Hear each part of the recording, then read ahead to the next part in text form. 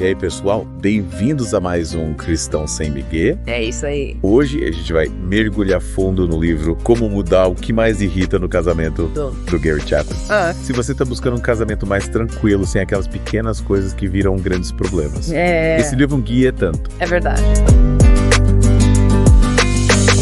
E se você quiser ter uma cópia para acompanhar nosso papo, o link está no primeiro comentário. Isso aí. O Chapman coloca o dedo na ferida. Coloca mesmo. Mas de um jeito leve e com soluções práticas. Sempre com base na Bíblia. Sempre. E já que falamos em colocar o dedo na ferida, Sim. o livro parte de um princípio bem real. A convivência, por mais linda que seja, também traz seus desafios. Afinal, ninguém é perfeito, né? Com certeza. E o livro não tenta disfarçar isso. Ele vai direto ao ponto. Aqueles hábitos que a gente ama no começo, com o tempo podem acabar irritando. É verdade. Deixar a toalha molhada na cama e esquecer de avisar que vai chegar tarde. São coisinhas que, se a gente não cuidar, viram bola de neve. É como se o Chapman nos desse um óculos de aumento Verdade. para enxergar essas irritações e entender como elas impactam o relacionamento. E o mais legal é que ele não para por aí. Não para. Ele vai além da superfície e nos ajuda a entender a raiz desses problemas. E qual seria essa raiz na sua visão? Acho que a grande sacada do Chapman é mostrar como a forma que a gente expressa e recebe amor influencia muito a dinâmica do casal.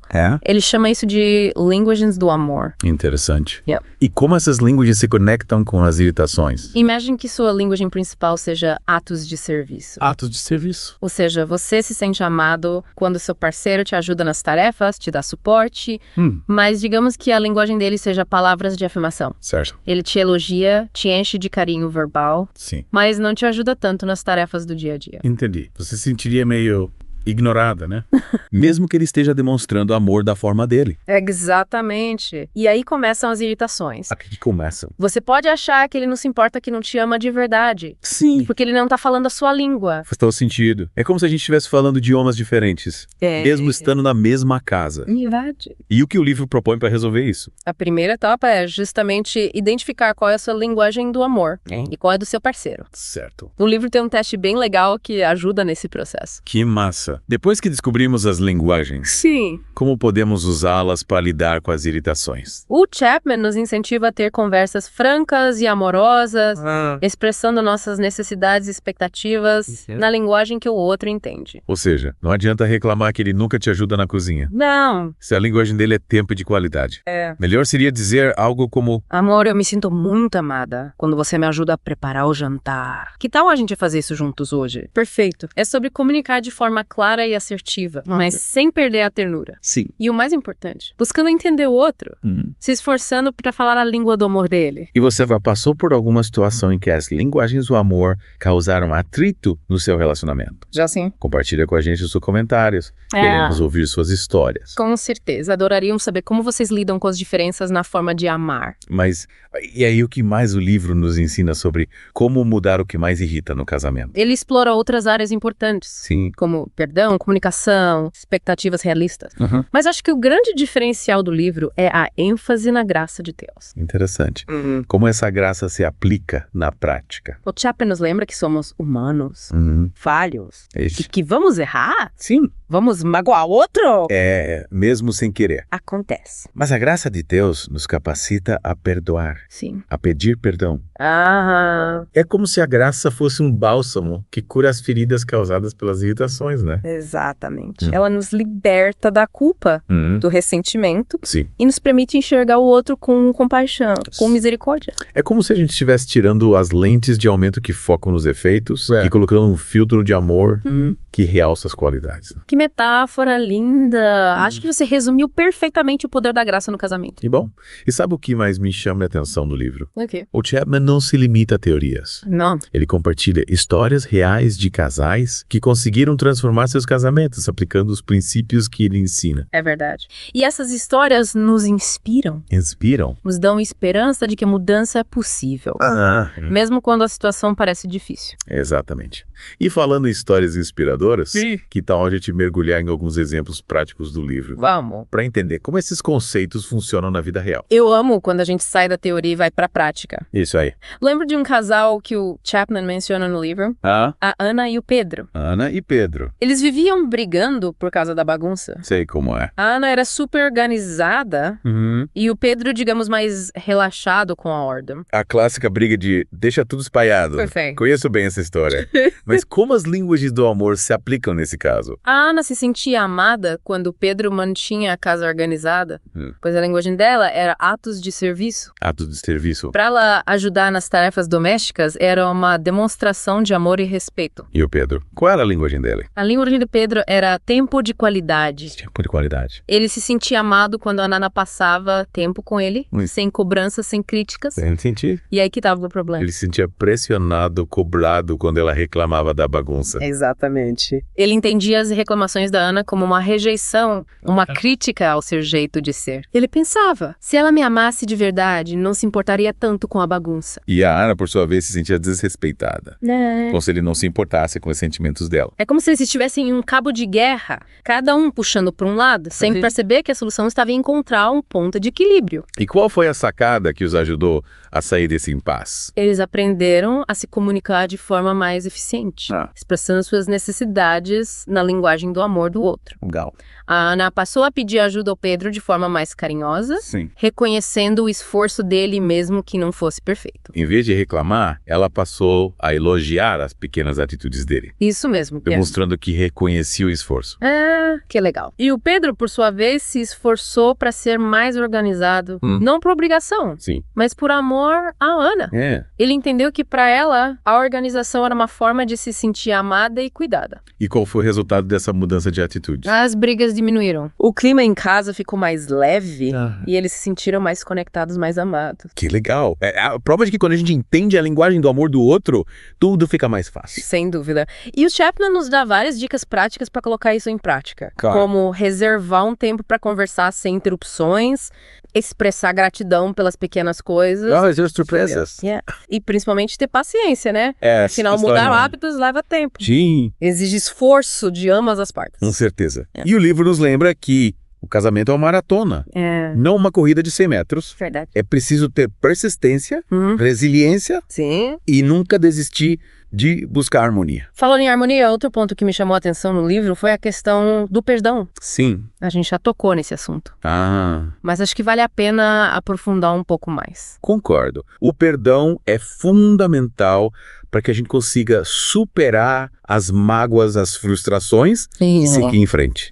Mas na prática, como podemos perdoar de verdade? Principalmente quando a ferida é profunda. O Chapman nos ensina que o perdão não é um sentimento. Não é. Mas uma decisão. É uma decisão. É a gente escolher abrir mão do direito de cobrar, se punir o outro, mesmo que ele não mereça. É como se a gente estivesse liberando o outro da nossa prisão, né? E nesse processo a gente também se liberta do peso do ressentimento. Exatamente. E o perdão não significa esquecer o que aconteceu. Não. Ou fingir que não dói. Certo. É sobre reconhecer a dor. Sim. Mas escolher seguir em frente, sem deixar que o passado nos aprisione. E como a graça de Deus se encaixa nesse processo? A graça de Deus nos capacita a perdoar. Sim. Mesmo quando é difícil. Ela nos dá a força para abrir mão da nossa justiça, do nosso orgulho, e oferecer perdão ao outro, assim como Deus nos perdoa. Lembro de uma frase do livro que me marcou muito. Perdoar é libertar um prisioneiro e descobrir que o prisioneiro era você. Que forte. E é isso mesmo. Quando a gente perdoa, a gente se liberta do peso da mágoa, do rancor e abre espaço para o amor. A paz, a reconciliação. E essa reconciliação muitas vezes exige que a gente peça perdão também, né? Sim. Reconhecer nossos erros e pedir perdão ao outro é fundamental para restaurar a confiança e o respeito no relacionamento. Com certeza. Pedir perdão demonstra humildade e arrependimento. Sim. E mostra que a gente está disposto a mudar, a fazer diferente. E essa disposição para mudar é essencial para que a gente consiga lidar com aquelas irritações que às vezes parecem impossíveis de resolver. É verdade. E o Chapman nos dá várias dicas práticas para mudar nossos próprios comportamentos. Como quais? Como identificar os gatilhos que nos levam a agir de forma negativa. Buscar ajuda profissional, se necessário. E principalmente confiar na graça de Deus para nos transformar. É como se a gente estivesse fazendo uma reforma interna, né? Identificando os pontos fracos, as rachaduras e reconstruindo alicerces mais sólidos, com base nos princípios bíblicos. Que bela analogia. E a reforma interna é um processo contínuo que exige autoconhecimento, disciplina e muita oração. E como você já mencionou, paciência. Sim. Afinal, ninguém muda da noite pro dia, né? Com certeza. E o mais importante é que a gente nunca perca a esperança. A fé de que o nosso casamento pode ser transformado pelo poder do amor de Deus. E por falar em amor, você se lembra de algum outro exemplo do livro? Sim. Que mostra como esse amor na prática pode mudar o que mais irrita no casamento. Claro. O que você acha de falarmos sobre a história da Maria e do João? Maria e João. Eles tinham um problema bem comum, a falta de diálogo. Essa é clássica. Muitos casais se identificam com essa dificuldade. O que aconteceu com a Maria e o João, como era a dinâmica deles. Eles viviam vidas paralelas, sabe? Cada um com suas responsabilidades e seus compromissos. A comunicação se resumia a assuntos práticos do dia a dia. Sim, você paga as contas. Precisa comprar algo no mercado? E como essa falta de diálogo afetava o relacionamento deles? A Maria se sentia sozinha e ignorada. Sim. Como se João não se importasse com o que ela pensava, com o que ela sentia. E o João? Ele percebia o sofrimento da Maria. Ele percebia que algo não ia bem, mas não sabia como lidar com a situação. Tadinho. Ele se sentia acuado quando a Maria tentava conversar sobre assuntos mais profundos e acabava se fechando ainda mais. Era como se eles estivessem falando idiomas diferentes, né? Sem conseguir se conectar de verdade. Exatamente. E a raiz do problema, mais uma vez, estava nas linguagens do amor. Interessante. A Maria se sentia amada quando João conversava com ela. Sim. Compartilhava seus pensamentos, seus sonhos. A linguagem dela era palavras de afirmação.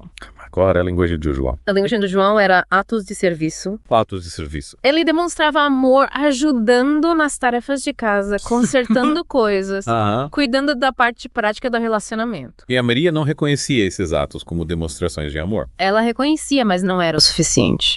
Ela precisava se sentir conectada emocionalmente, precisava ouvir palavras de carinho e de admiração. E o João, por sua vez, se sentia sufocado com a cobrança por conversas profundas.